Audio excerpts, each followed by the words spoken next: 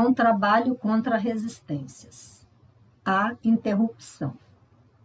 O fato de que o cliente simplesmente assiste à sua própria constelação contribui muitas vezes para diminuir suas resistências contra mudanças.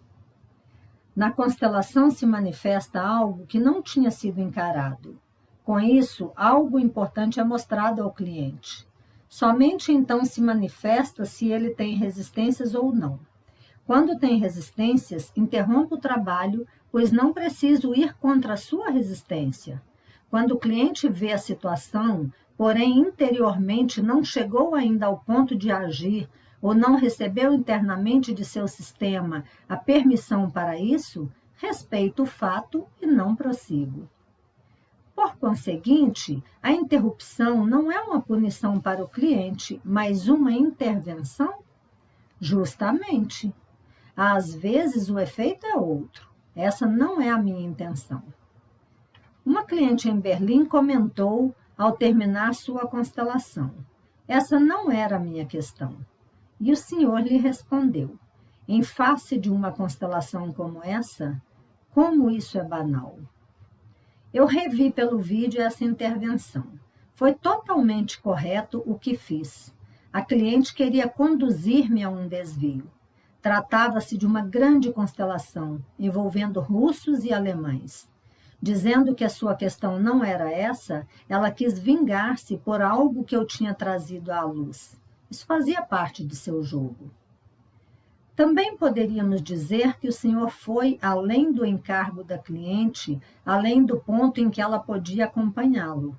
Que sentido tem para uma cliente quando não pode mais seguir uma constelação? Em Berlim, tratava-se do suicídio do pai dessa mulher.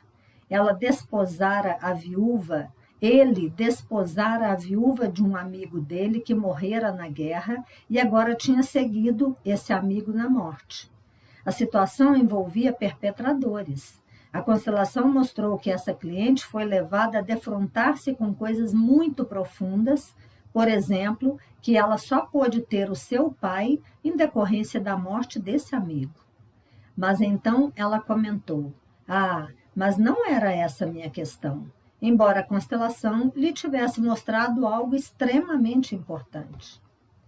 A gente também poderia dizer que ela não pôde ou não quis compreender isso.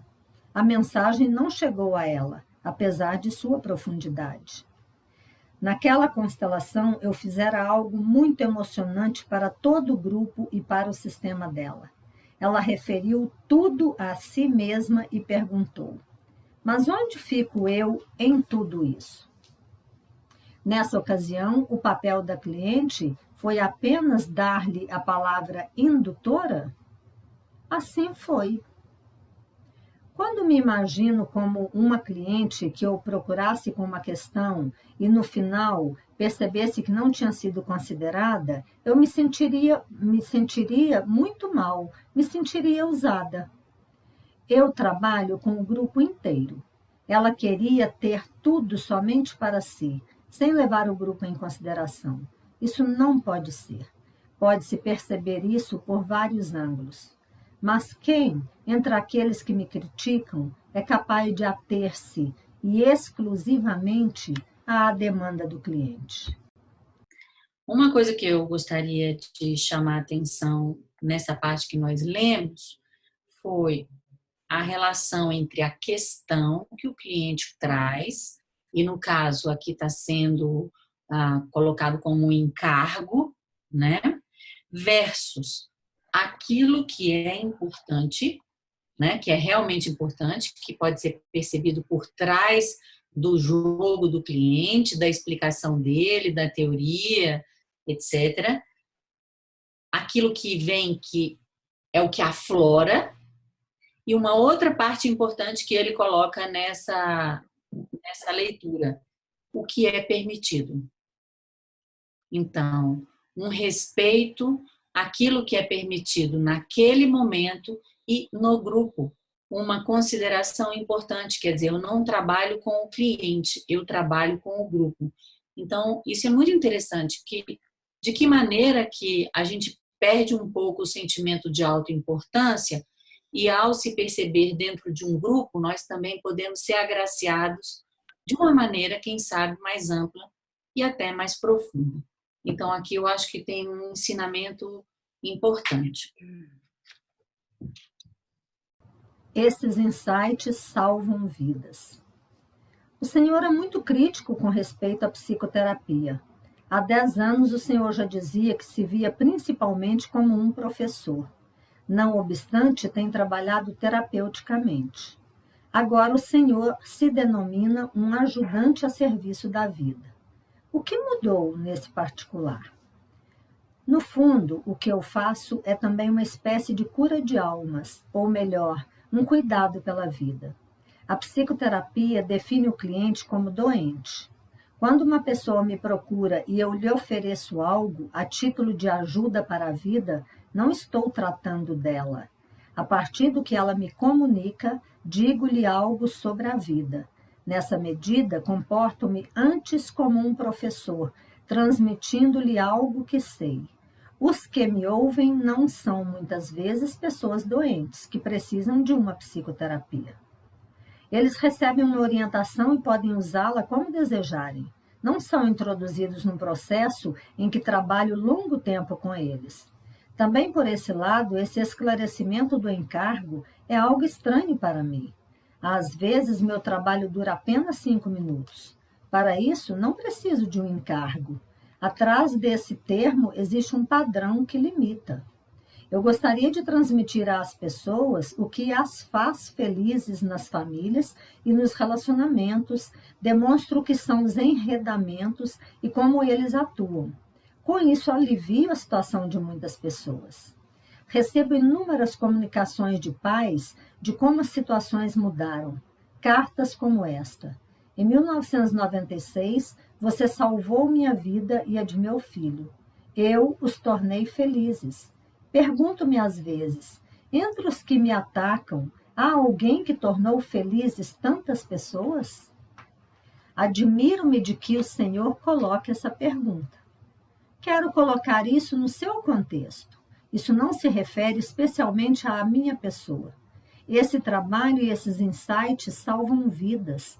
Eles tiraram muitas pessoas de seus enredamentos e as devolveram à vida. O que o senhor faz hoje é ainda uma psicoterapia? Não. No princípio, a constelação familiar era uma forma de psicoterapia. Eu a oferecia também a pessoas que procuravam uma psicoterapia. Muitas vezes, pessoas que estavam doentes de corpo e alma. A constelação familiar ajudou-as.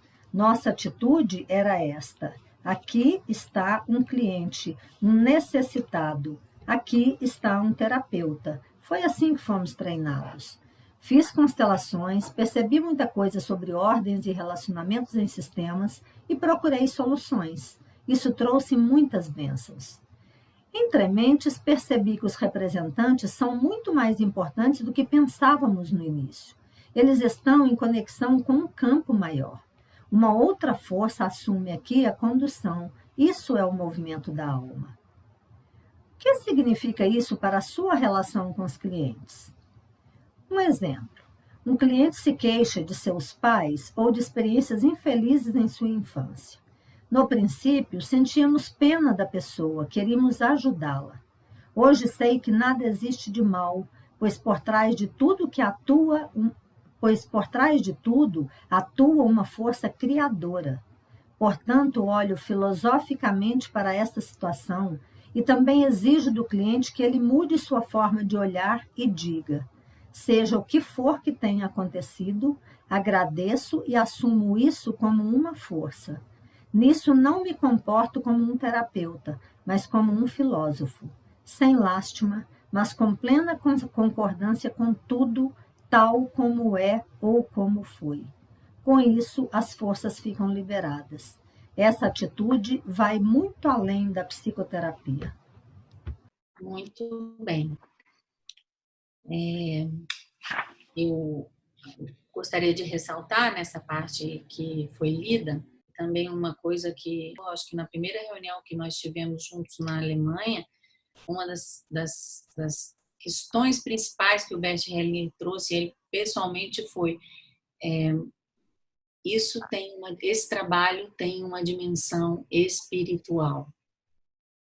Então, quando ele fala, eu sou um ajudante a serviço da vida, esse trabalho se aproxima mais com um cuidado pela vida, com a cura de almas, eu posso mais ser percebido como um professor que oferece uma orientação, um filósofo que no sentido de que eu ajudo as pessoas a olharem para as suas próprias vidas de uma maneira diferente, né?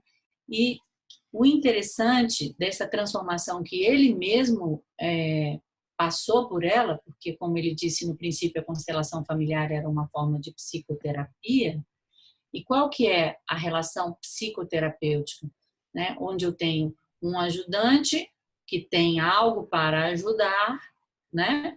E um cliente necessitado que precisa de algo. Então, essa relação, como é que eu posso te dizer? Ela se transforma ao longo da trajetória dele numa relação onde tem alguém que ajuda a vida, que está a serviço da vida e percebe aquele outro que está ali diante dele como uma pessoa em iguais, por assim dizer, condições, entre aspas, ou seja, como um adulto, como uma pessoa que tem um destino tão válido quanto o meu. Apenas que eu estou numa outra posição, numa outra função. Outra coisa que eu me lembro do Bert Hellinger falando também sobre de que maneira essa postura da relação ajudante com o cliente, ela anula, entre aspas, o processo de transferência e contra-transferência que normalmente se estuda dentro da psicoterapia tradicional. Por quê? Por dois motivos. Em primeiro lugar, porque eu não me coloco no lugar do pai ou superior ao pai ou à mãe daquele cliente, e por um outro lado, eu me coloco como uma pessoa que tem um destino tão válido como a outra pessoa a quem eu estou ajudando. E outra coisa que eu gostaria de marcar aqui é que ele apresenta o conceito de movimentos da alma. Então, ele já apresentou antes, nesse mesmo livro, um conceito de constelação familiar, e aqui ele apresenta. Entre mentes percebi que os representantes são muito mais importantes do que pensávamos no início. Eles estão em conexão com um campo maior, uma outra força assume aqui a condução. Isso é o movimento da alma. Então, eu acho que essa é uma das características que marcam essa transição da constelação familiar, tal como o Bert Hellinger recebeu, depois como ele fez as suas primeiras investigações e logo em seguida, como eu mostrei para vocês, quando ele rebatiza esse trabalho como movimento da alma. Capítulo: Os 5 círculos do amor. Sobre paz, puberdade, relação conjugal e a arte de tomar. Nota de rodapé. Na terminologia de Hellinger, tomar, Niemann, significa não receber passivamente, mas concordar, assumir e incorporar o que se recebe. Nesse sentido, a criança toma os pais e o que deles recebe. O Senhor deu um seminário sobre os círculos do amor. Quais são esses círculos? Primeiro capítulo, os pais. O primeiro círculo do amor começa com o amor recíproco de nossos pais como um casal. Foi desse amor que nascemos. Eles nos geraram e nos acolheram como seus filhos.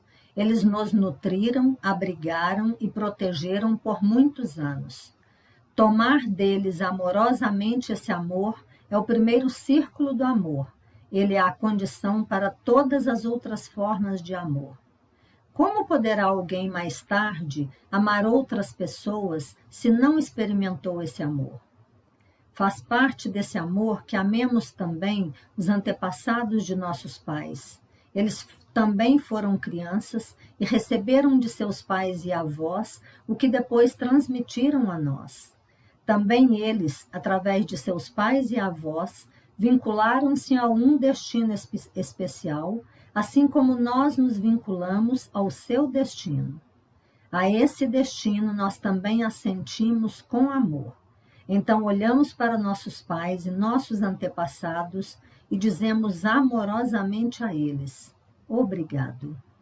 Este é o primeiro círculo do amor. Meditação sobre o primeiro círculo do amor. Fecho os olhos e volto à infância. Contemplo o início de minha vida. O início foi o amor de meus pais como homem e mulher. Eles foram atraídos um pelo outro por um forte instinto, por algo poderoso que atuou por trás deles. Contemplo essa força que os uniu e me curvo diante dela. Contemplo como meus pais se uniram e como resultei de sua união com gratidão e amor.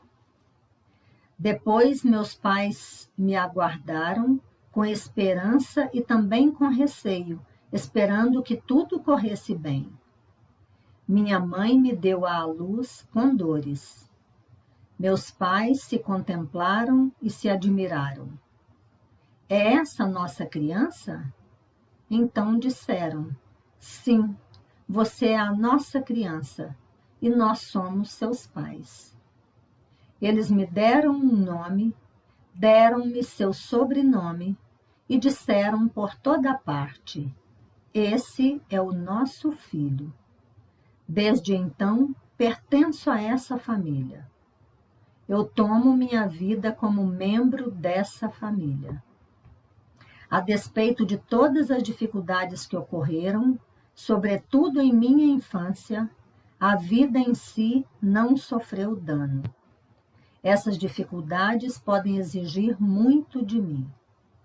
Quando, porém, contemplo tudo o que pesou, por exemplo, ter sido entregue a outras pessoas ou não ter conhecido meu pai, eu digo sim a isso, da maneira como aconteceu, e com isso recebo uma força especial. Então encaro meus pais e digo: o essencial eu recebi de vocês. Eu reconheço tudo mais que vocês fizeram, seja o que for, mesmo que tenha envolvido alguma culpa. Eu reconheço que isso também pertence à minha vida e concordo com isso. Sinto em meu interior que sou os meus pais, que os conheço por dentro. Posso me imaginar, por exemplo, onde em mim eu sinto a minha mãe. Onde em mim eu sinto meu pai. Dos dois, quem está mais em evidência e quem está mais escondido? Permito que ambos fiquem em evidência, encontrem-se e se juntem em mim como meu pai e minha mãe. Em mim, eles permanecerão sempre juntos. Posso alegrar-me com isso. Eu os tenho realmente em mim. Seja o que for que tenha acontecido em minha infância, digo sim a isso. Afinal, tudo se ajeitou. Isso me fez crescer. Além de meus pais, muitas pessoas me ajudaram. Quando meus pais não estavam disponíveis, de repente havia um professor ou uma tia em seu lugar. Ou então, alguém na rua me perguntou: o que há com você, criança? Essa pessoa cuidou de mim, levou-me talvez de volta para casa. Eu tomo todas essas pessoas, junto com meus pais, em meu coração e em minha alma. De repente, sinto em mim uma grande plenitude. Quando tomo tudo isso com amor, sinto-me inteiro e em harmonia. Esse amor está em mim e se desenvolve em mim. Então é muito lindo essa meditação, que é uma descrição do despertar da vida, né? Então ele coloca como o primeiro círculo do amor os pais e os antepassados. Ou seja, a capacidade original de tomar e agradecer. O segundo círculo do amor. Infância e puberdade. O segundo círculo do amor é a infância. Tudo que os pais me deram, os cuidados que tiveram por mim, dia e noite, perguntando-se: de que a criança está precisando? Tudo isso eu recebo deles com amor, pois é incrível quanto de bom os pais dão a seus filhos. Os pais sabem o que isso lhes custou e o que significa para eles. Eu reconheço isso. Tudo o que aconteceu em minha infância, eu concordo com isso agora. Inclusive que meus pais não tenham visto alguma coisa, que tenham cometido erros ou que algo de insano tenha acontecido. Tudo isso faz parte. Na medida em que me defronto com esse monte de desafios e também com o sofrimento, a dor e a necessidade de me afirmar, na medida em que aceito e assumo isso, eu cresço. A criança procura evitar, às vezes, tomar e agradecer, tornando-se ela própria uma doadora. Porém, muitas vezes, ela dá algo errado ou dá em excesso. Por exemplo, quando pretende assumir por seus pais algo que não lhe compete como criança. A criança tem, às vezes, dificuldade em tomar, porque o que vem dos pais é tão grande que a criança não pode retribuir na mesma medida. Então, prefere tomar menos, para que não tenha de retribuir tanto. De onde o senhor tirou esse conhecimento? Observei isso em centenas de constelações, em muitas variações. Os filhos não podem suportar o desnível que sentem em relação aos seus pais, principalmente quando não sabem que a verdadeira compensação do que receberam dos pais consiste em transmitir isso a outros, especialmente mais tarde aos próprios filhos. A sensação de não poderem retribuir é um dos motivos que impelem os filhos a deixar a casa de seus pais. Muitas vezes, os adolescentes recorrem a recriminações para adquirirem o direito de separar-se dos pais. Esse é um recurso barato para escapar da necessidade de retribuir. Contudo, ele ajuda os filhos a se separarem dos pais. Porém, quando os filhos percebem que é possível compensar, transmitindo a outros o que receberam e que é imperiosa a necessidade de compensar dessa maneira, conseguem separar-se dos pais sem necessidade de críticas. Aprendem como lidar com o que receberam e aprendem o que podem fazer com isso. A vantagem dessa atitude é que não precisam negar nada do que receberam dos pais. Podem tomar tudo, porque sabem que o repassarão. Ainda não tinha encarado a puberdade dessa perspectiva. Aí fica imediatamente claro que as críticas e acusações fazem parte do jogo de compensação da consciência. Mas a puberdade também é um processo hormonal. O Senhor disse que esse recurso é barato. O que quer dizer com isso? A senhora encara o processo da puberdade a partir de nossa cultura, onde é usual que as crianças comecem a criticar seus pais.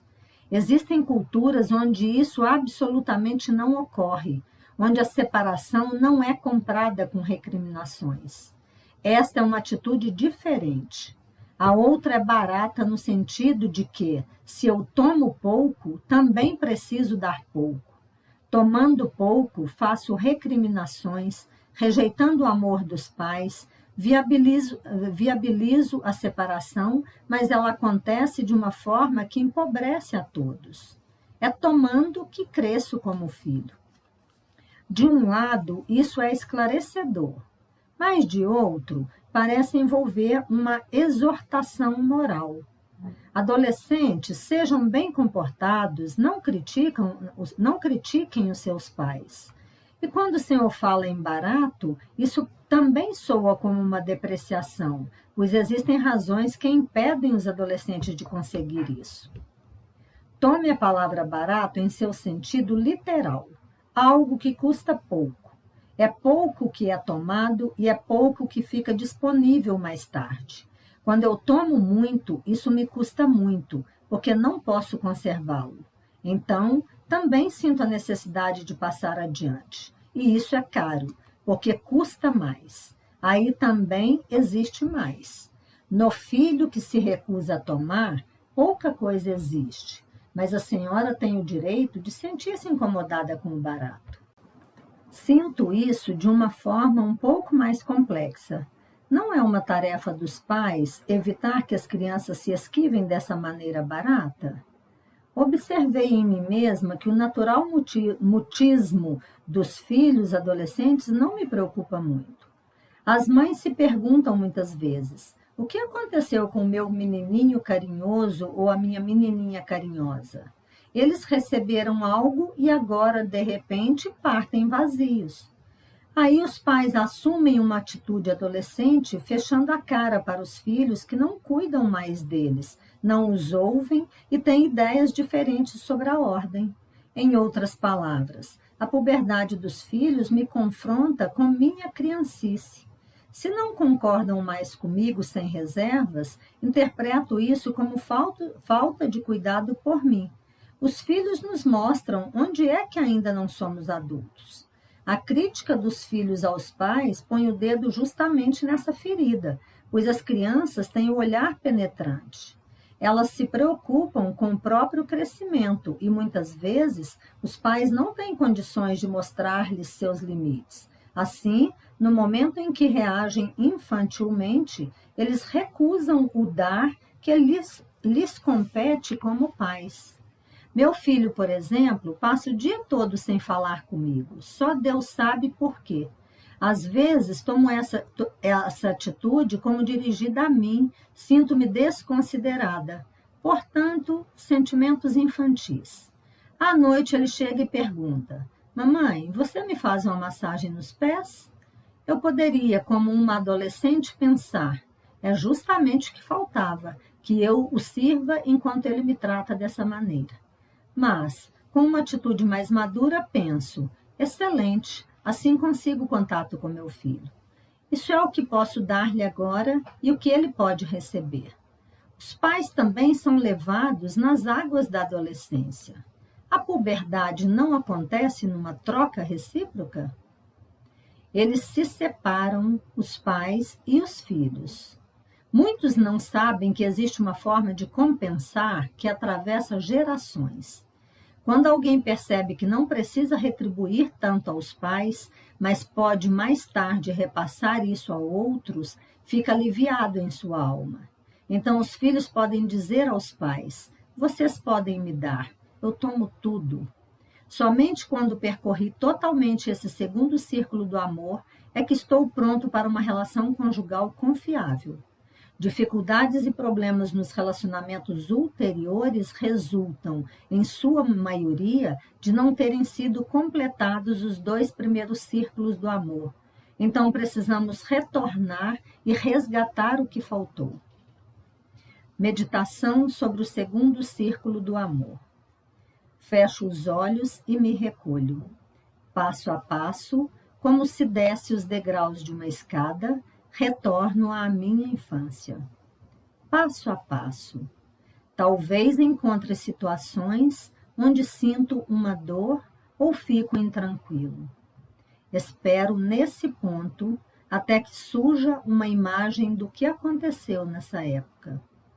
Muitos traumas da primeira infância estão associados a situações em que fomos deixados sós ou não conseguimos chegar aonde queríamos ou precisávamos. Agora imagino essa criança, que sou eu mesmo, e olho para minha mãe. Sinto meu amor por ela e o impulso de aproximar-me dela. Olho em seus olhos e lhe digo simplesmente: por favor. Algo se movimenta na fantasia interior, tanto na mãe quanto em mim mesmo. Talvez ela dê um passo em minha direção e eu ouse dar um passo para perto dela. Entro nessa vivência até que interiormente chego a meu objetivo e relaxo nos braços de minha mãe. Então olho para ela e digo: agradeço. Isso é um processo interno, porém não se deve fazer muito de uma só vez. Já na primeira vez, algo se solta na alma. No dia seguinte, posso repetir o processo. De novo desço as escadas, de volta à infância, e chego talvez a uma situação ainda mais antiga. Experimento, talvez, de novo o movimento em direção à minha mãe. Depois de alguns dias, repito o processo até que, por assim dizer, tenha resolvido tudo e esteja totalmente com minha mãe. Geralmente as pessoas lamentam tudo o que não fizeram e o que não receberam quando eram crianças. Chegam a ficar amarguradas. Que consequências tem isso? Tudo aquilo que deploro, eu excluo. Tudo aquilo que recrimino, eu excluo. Toda pessoa de quem tenho raiva, eu excluo. Toda situação em que me sinto culpado, eu excluo. Assim vou me tornando cada vez mais pobre. O caminho oposto seria o seguinte: tudo aquilo que lamento, encaro e digo, sim, assim foi, e coloco isso dentro de mim, com todo o desafio que representa para mim. Eu lhe digo, agora vou fazer algo com você. Vou tomar você como meu amigo ou como minha amiga, seja o que for. Tudo aquilo que me levou a acusar alguém, encaro e digo, sim. Olho ao meu redor para ver como posso receber de outra forma o que ficou perdido para mim. Vejo que força tenho para fazer isso sozinho, sem pedir ajuda a outro. Então, tomo esta situação para dentro de mim e ela se torna uma força.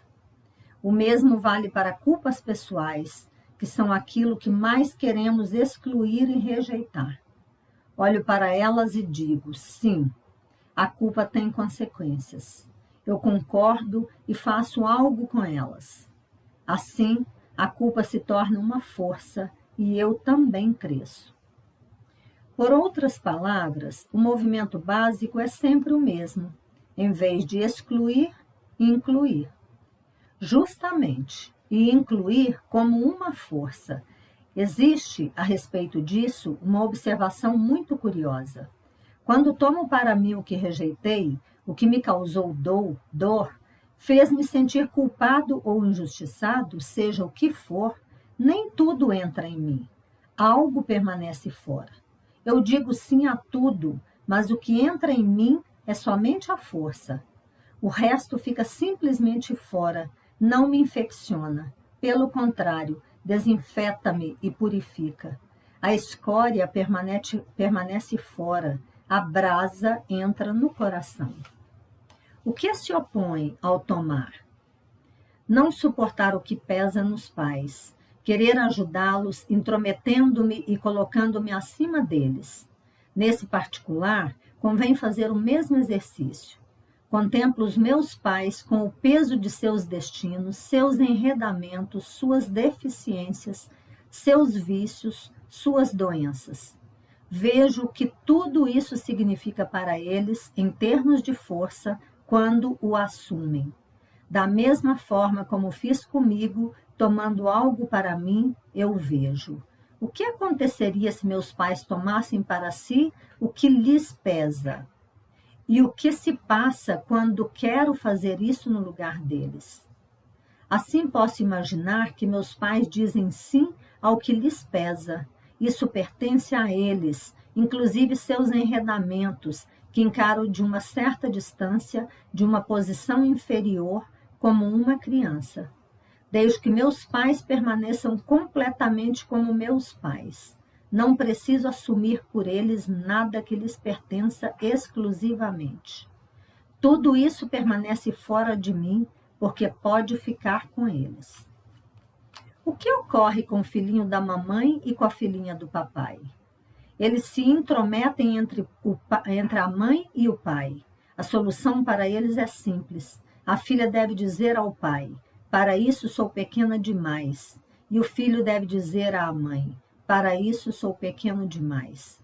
Em seguida, devem imaginar que se retiram. Então o pai e a mãe precisam olhar-se diretamente e talvez se encontrem de uma outra maneira, porque ninguém mais se interpõe entre eles. Portanto, este também é um exercício que se pode fazer. Quem percebe que é uma filhinha do papai, olha para o seu pai e lhe diz, piscando o olho: sou apenas a sua filha. Para outro papel, sou pequena demais. A mesma coisa faz o filhinho da mamãe com sua mãe. Olha para ela e lhe diz: sou apenas o seu filho. Para outro papel, sou pequeno demais. Curiosamente, isso é um alívio para todos, inclusive para os pais. Terceiro círculo, dar e tomar. Então, chegamos ao terceiro círculo. Aí vale, em primeiro lugar, dar e tomar. Não dar para receber, simplesmente dar e tomar. O adulto consegue igualmente dar e tomar. Por que ele consegue, ao contrário da criança adulta? É mais fácil dar do que tomar, porque dando eu me sinto superior. Quando tomo para mim, reconheço-me dependente como uma pessoa entre outras. Existem pessoas que apenas tomam. Isso depende da maneira de tomar. O verdadeiro tomar não comporta exigência. Quando tomo o que o outro me dá, confesso-me carente. Na Bíblia se diz que é mais feliz dar do que receber. Uma das razões disso é que quem dá sente-se superior e grande.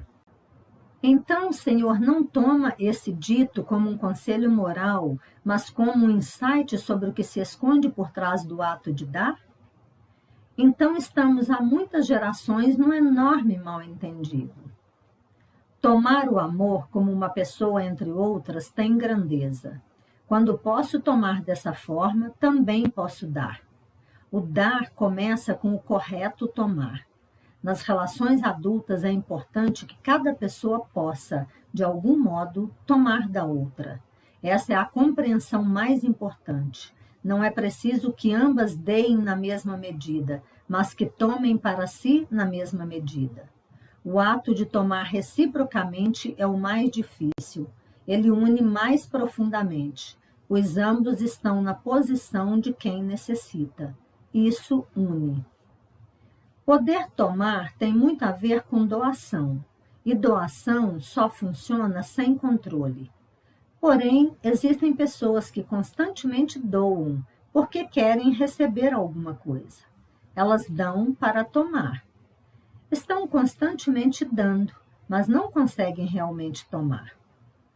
Elas dão na expectativa de receber e, sobretudo, eles têm pouco respeito pelas outras pessoas, pois se consideram melhores e permanecem numa posição de superioridade.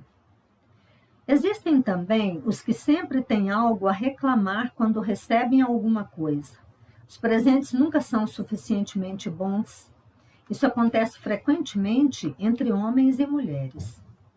Isso mostra que tomar é uma arte elevada. Trata-se de tomar, valorizando o que se toma. Essa é a arte. Portanto, em termos práticos do dia a dia, isso significa que devo tomar tudo o que recebo, mesmo quando não corresponde ao que eu imaginava?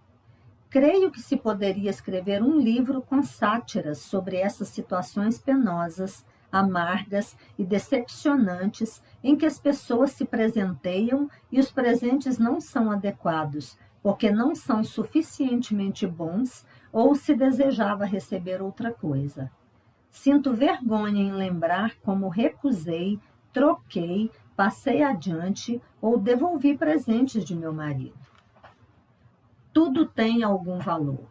Quando alguém me dá alguma coisa, ele me deseja algo de bom. Eu o tomo assim porque me é dado por ele. Nesse momento, tudo o que ele dá se torna valioso.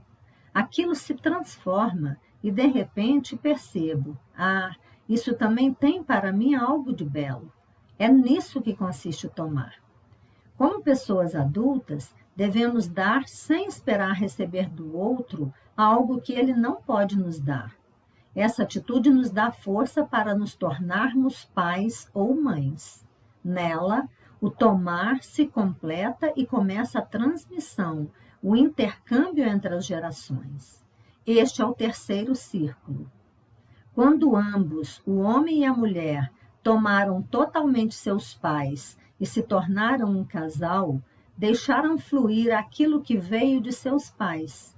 Então se dão reciprocamente a partir dessa plenitude, mas a experiência mostra que isso nem sempre se consegue. Meditação sobre o terceiro círculo do amor.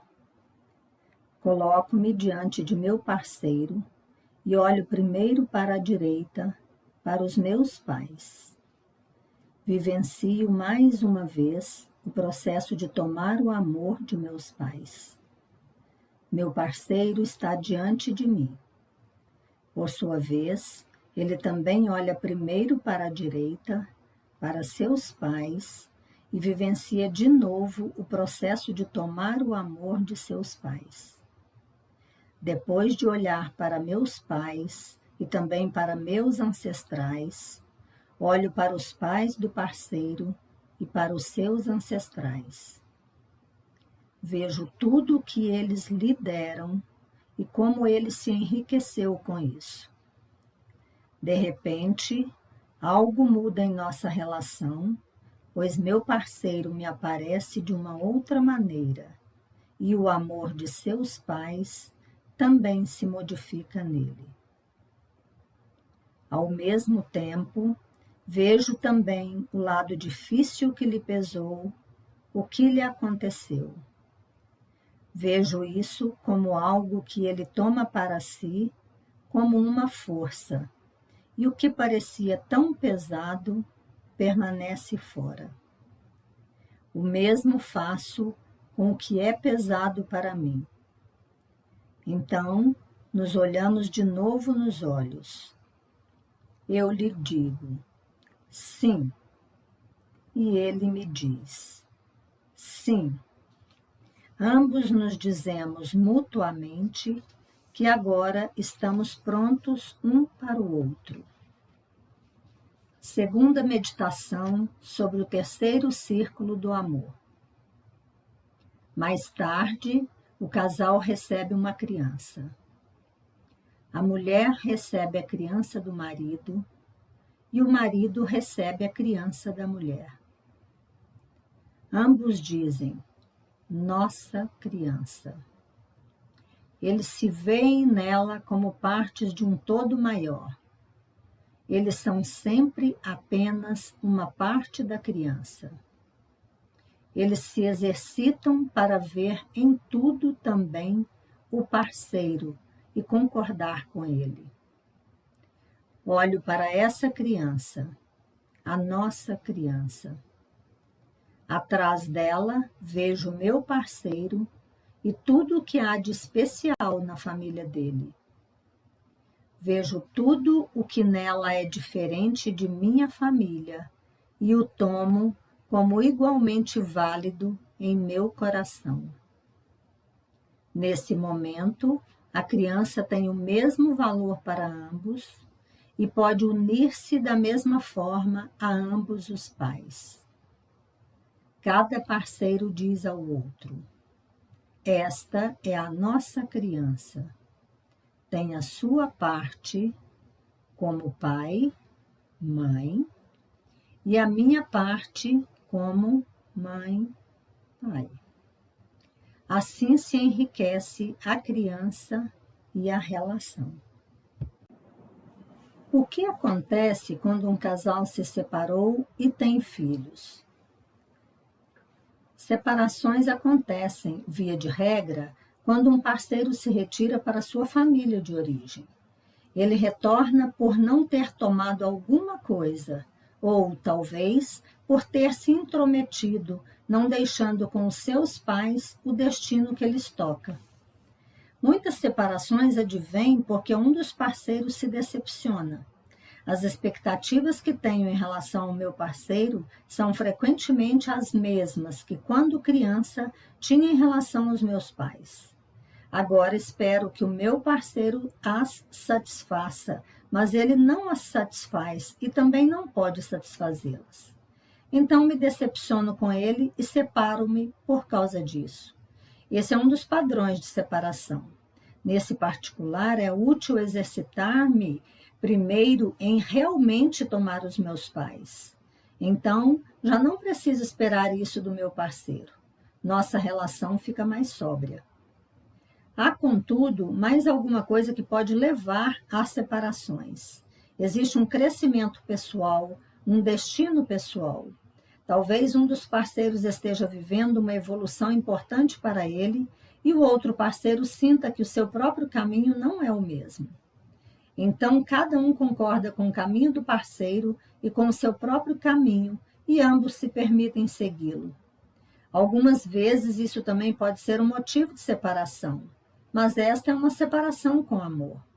Os parceiros podem se dizer reciprocamente: eu amo você, e amo o que me conduz e o que conduz você. Esta é uma frase profunda. A separação, quando ocorre, é mais fácil para ambos. Muitas vezes, porém, somente um dos parceiros a diz e o outro se opõe.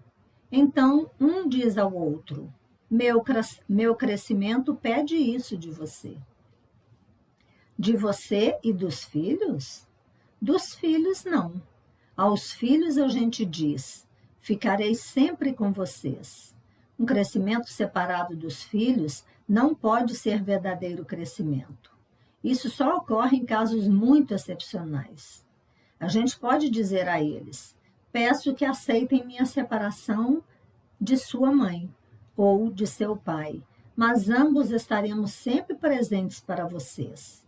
Isso é difícil para os filhos, mas é uma possibilidade de crescimento para todos, se é feito dessa maneira. E todos permanecem unidos. Quarto e quinto círculos do amor. Concordar com todos os seres humanos e com o mundo. Os 3 primeiros círculos têm a ver com a consciência e a necessidade de compensar. O que acontece no quarto círculo com a capacidade de dar e de tomar? O quarto círculo ultrapassa os limites da consciência. Nele, eu concordo com todas as pessoas de minha família como elas são, inclusive os excluídos e os difamados. Aqui se trata da plenitude interna, isso é, todos os que pertencem à minha família ganham um lugar em minha alma, inclusive os que foram rejeitados, desprezados e esquecidos. Sem eles eu me sentia incompleto no corpo e na alma. Somente quando os incluo em minha alma e em meu amor é que me sinto pleno e inteiro. O mesmo movimento em que incluo em meu amor o que até agora foi excluído ou temido, eu estendo em seguida a todos os outros seres humanos. Este é o quinto círculo do amor. O quinto círculo do amor se dirige à humanidade, ao mundo como tal. Aqui se trata de concordar com o mundo como ele é. Isso diz respeito à capacidade de reconciliação entre os povos, por exemplo. Este é o amor universal, que sabe que somos movidos por poderes superiores. Que imagem do ser humano está por trás desses círculos do amor? Para mim, todos os seres humanos são bons. Cada um é apenas da maneira como pôde ser. Ninguém pode ser diferente do que é em sua situação. Por isso, trato a todos com o mesmo respeito. Essa atitude, esse modo de proceder, é uma realização da própria alma. Ninguém pode dispensar o outro dessa realização. Muitos que buscam ajuda querem tê-la sem realização pessoal, mas quando sentem quanta alegria essa realização lhes proporciona, essa compreensão lhes abre novas possibilidades de se moverem na vida. Isso sempre passa por uma compreensão. A emoção do amor tem pouca compreensão. Quando fico estacionado nessa emoção, pouca coisa acontece, fico amarrado. No quarto e no quinto círculos do amor, ultrapasso essa estreiteza e atinjo um nível espiritual. Quem se alegra com a própria mãe, ganha. Sobre felicidade e alegria. Isso nos torna felizes? A felicidade é uma dádiva. Ela vem sempre de uma relação. Como devemos nos relacionar para sermos felizes? Somos felizes quando nos alegramos com uma relação. Nenhuma relação posterior tem êxito enquanto a relação primária não for bem-sucedida. Todo relacionamento começa com a mãe. A maioria dos problemas surgem quando algo nessa relação não se realizou em plenitude. A alegria começa com a mãe. A felicidade mais profunda da criança consiste em estar com a mãe. Essa é a felicidade original. Mais tarde, naturalmente, ela precisará também buscar outras pessoas.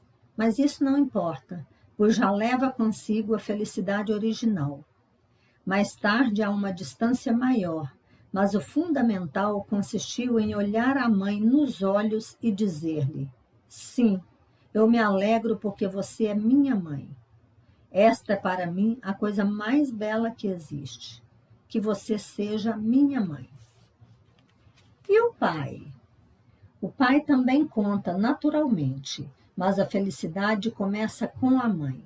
Nesse particular, o pai e a mãe não estão no mesmo nível. Existe um desnível.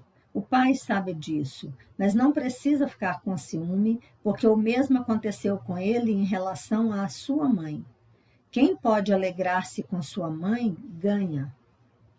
Essa é a sua introdução à felicidade? Pode ser, se assim o preferir.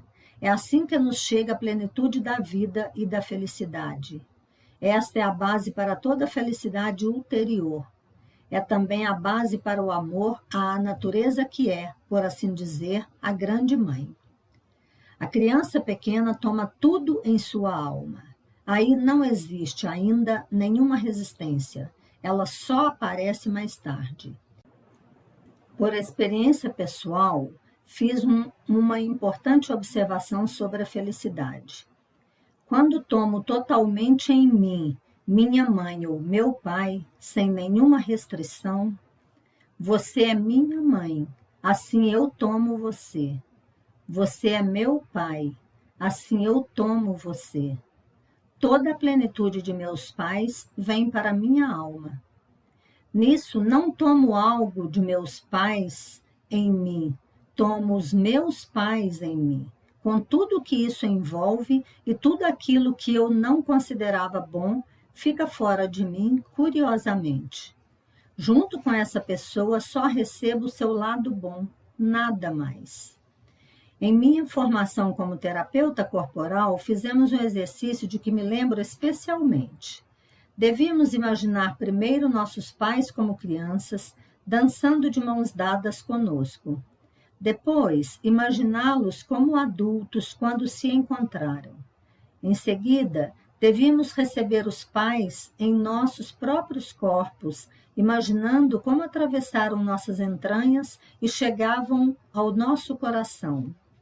Em nossos corações, devíamos, então, preparar um lugar para os pais, onde eles se amam e nos geram. Isso pode servir como uma imagem do que o Senhor tem em mente? É uma bela imagem. Quem é que devo acolher exatamente? A mãe que me abandonou? O pai que espanca a mãe? Estou imaginando uma alcoólatra desamparada que nunca cuidou de sua filha. Quem tomo, então? A mãe ideal, como ela poderia ser? Uma parte da mãe que experimentei como boa e nutriente? Eu tomo a mãe e o pai como pessoas. Esta é uma distinção importante. Não o que me deram ou o que me recusaram. Isso não importa aqui. O que eu tomo é a pessoa, e na medida em que a tomo, possuo-a em plenitude, em plenitude. Isso não é uma enorme idealização do materno e do paterno? Com isso, eles recebem uma responsabilidade quase sobre-humana. Posso assegurar que a ligação com a mãe está perturbada em 80% das pessoas que procuram terapia. A verdadeira terapia termina conectando a pessoa com sua mãe. O que acontece quando não se consegue esse contato com a mãe? Essa pessoa está perdida e não pode entrar em nenhum relacionamento. Isso soa de modo terrível, perdida, nenhum relacionamento. É questão de tudo ou nada. Onde é que fica o pai? Muitos problemas das crianças também nascem por não terem acesso ao pai. Somente a mãe pode abrir o caminho para o pai. Com isso, ela tem um poder incrível. Ninguém mais pode abrir o caminho para o pai. Não consigo entender isso. O que o senhor está querendo dizer? Que a mãe ame na criança o pai, como ela fez no início. Sua frase seria então: eu me alegro se você se tornar igual a ele. Então a criança sabe, ela se alegra se eu me aproximo do pai. Isso abre o caminho para a criança e ela ganha uma força especial. Antes de tudo, ama sua mãe muito mais do que antes. Isto significa que a chave de tudo é a relação entre o filho e a mãe e, para além dela, mesmo quando os pais estão separados, a ligação afetuosa de ambos com o pai, pois existem muitas mulheres que, depois de um divórcio, dizem a seus filhos, ou pelo menos pensam, em tom de desprezo: meu Deus, você é igualzinho ao pai. Isto significa, mais uma vez, que nós, mulheres, podemos errar mais? Eu diria isso de uma outra maneira. As mulheres têm as maiores possibilidades.